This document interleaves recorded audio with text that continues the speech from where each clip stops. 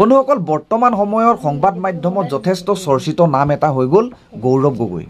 গৌৰৱ গগৈক লৈ পেলাই বিভিন্নজনে বিভিন্ন ধৰণেৰে মত প্ৰকাশ কৰা দেখিবলৈ পোৱা গৈছে, নাইবা চৰ্চা কৰা দেখিবলৈ পোৱা গৈছে। বহুতো লোকে ক'ব বিচাৰে গৌৰৱ গগৈ বহুতো অভিজ্ঞতাৰে পৰিপূৰ্ণ, আৰু বহুতো লোকে ক'ব বিচাৰে গৌৰৱ গগৈ ৰাজনীতি খেলপথাৰখনত নামিব পৰা বয়সেই হোৱা নাই। বহু লোকে ক'ব বিচাৰে গৌৰৱ গগৈ যথেষ্ট শিক্ষাৰে পৰিপূৰ্ণ, আৰু বহু লোকে ক'ব বিচাৰে গৌৰৱ গগৈ অসমীয়া কথাই ক'ব নাজানে। বন্ধুসকল, বিভিন্নজনে বিভিন্ন ধৰণে ঠিক এনেকুৱা ধৰণেৰে চৰ্চা কৰা দেখিবলৈ পোৱা গৈছে গৌৰৱ গগৈক লৈ পেলাই। বন্ধুসকল, আপোনালোকৰ মনোভাৱ কেনেকুৱা গৌৰৱ গগৈক লৈ পেলাই অনুগ্ৰহ কৰি জনাব, আৰু মই জনাব বিচাৰিম প্ৰকৃততে গৌৰৱ গগৈক লৈ পেলাই মোৰ মনত কেনেকুৱা ধৰণৰ মনোভাৱৰ সৃষ্টি হয়।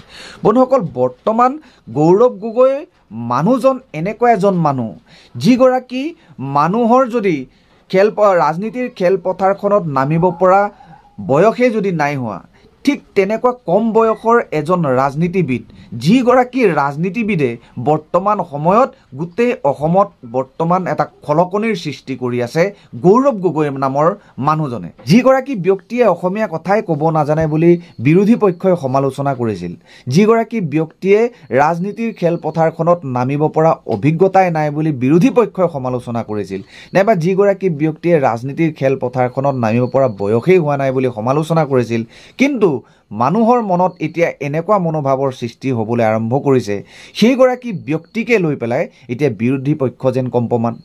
তাৰ মূল কাৰণটো কি হ'ব পাৰে?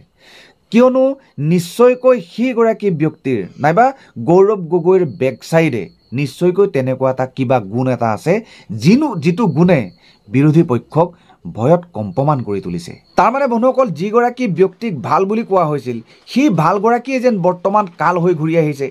বন্ধুসকল, আপোনালোকে জানে গৌৰৱ গগৈৰ এনেকুৱা কিছুমান কৰ্মকাণ্ড নাইবা এনেকুৱা কিছুমান পদক্ষেপ, যি কৰ্মকাণ্ড নাইবা পদক্ষেপৰ বাবে বৰ্তমান সময়ত গৌৰৱ গগৈয়ে যথেষ্ট প্ৰশংসা বুটলিবলৈ সক্ষম হৈছে। আপোনালোকে জানে যিগৰাকী ব্যক্তিয়ে অসমীয়াই নাজানে নাইবা কম বয়সৰ বুলি সমালোচনা কৰিছিল মানুহে, সেইগৰাকী ব্যক্তিৰ যি দুৰ্দান্ত ভাষণ, অসমীয়াতে হওক নাইবা ইংৰাজীতে হওক, এনেকুৱা দুৰ্দান্ত ভাষণ, যি দুৰ্দান্ত ভাষণ শুনিয়েই বহুতো লোক বৰ্তমান অনুপ্ৰাণিত হোৱা দেখিবলৈ পোৱা গৈছে।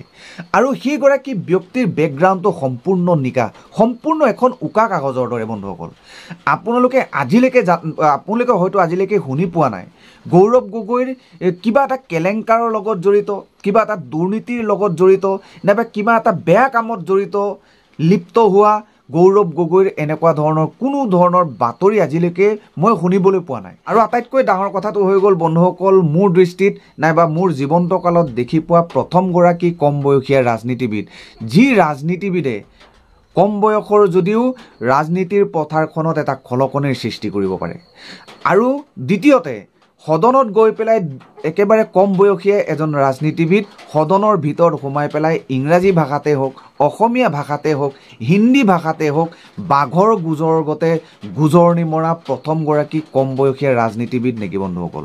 গতিকে গৌৰৱ গগৈৰ এনেকুৱা বেকগ্ৰাউণ্ডত থকা যিবোৰ ভাল গুণ, এই ভাল গুণেই বিৰোধী পক্ষৰ ভয়ৰ মূল কাৰণ হ'ব পাৰে নেকি বন্ধুসকল? নাইবা বৰ্তমান সময়ত যথেষ্ট চৰ্চা লাভ কৰি থকা নামটোৱে হৈ গ'ল গৌৰৱ গগৈ। গতিকে চৰ্চা লাভ কৰাৰ মূল কাৰণটোৱে এইটো হ'ব পাৰে নেকি বন্ধুসকল? আৰু বৰ্তমান সময়ত আপোনাৰ যোৰহাট লোকসভা সমষ্টিত বহুতো লোকে গৌৰৱ গগৈয়ে জিকাটো কামনা কৰে, নাইবা গৌৰৱ গগৈয়ে জিকিব বুলি দাবী জনাব বিচাৰে। তাৰ মূল কাৰণটোৱে এইবোৰ হ'ব পাৰে নেকি বন্ধুসকল?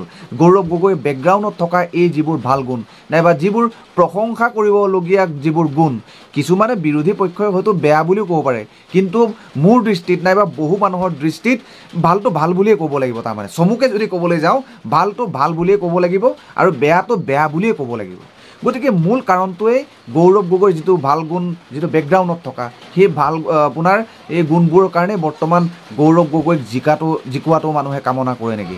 নাইবা গৌৰৱ গগৈৰ এই যিবোৰ ভাল গুণবোৰক লৈ পেলাই মানুহে আৰ্হি হিচাপে ল'ব বিচাৰিছে নেকি? নাইবা অনুপ্ৰাণিত হ'ব বিচাৰে নেকি? বন্ধুসকল, এয়া আছিল মোৰ গৌৰৱ গগৈক লৈ পেলাই, গৌৰৱ গগৈৰ ফটোখন চাই পেলাই, গৌৰৱ গগৈৰ নীতি আদৰ্শবোৰক চাই পেলাই, কাৰুকাৰ্যবোৰক চাই পেলাই মোৰ মনত এনেকুৱা কিছুমান মনোভাৱৰ সৃষ্টি হ'ল। আপোনালোকৰ মনোভাৱ কেনেকুৱা গৌৰৱ গগৈক চাই পেলাই গৌৰৱ গগৈক যোৰহাট লোকসভা সমষ্টিত জিকাটো আপোনালোকে কামনা কৰেনে বন্ধুসকল যদি কামনা কৰে আপোনালোকৰ কথা আৰু যদি কামনা নকৰে সেইটো আপোনালোকৰে কথা খালি মাত্ৰ বিষয়টো আলোচনা কৰিবৰ কাৰণে মই ভিডিঅ'টো প্ৰস্তুত কৰিলোঁ অনুগ্ৰহ কৰি এই সম্বন্ধে কিন্তু কমেণ্ট কৰিবলৈ নাপাহৰিব আৰু যিসকলে মোৰ চেনেলটো প্ৰথম ভিজিট কৰিছে অনুগ্ৰহ কৰি চেনেলটো ছাবস্ক্ৰাইব কৰিবলৈ নাপাহৰিব ধন্যবাদ জয় আই অসম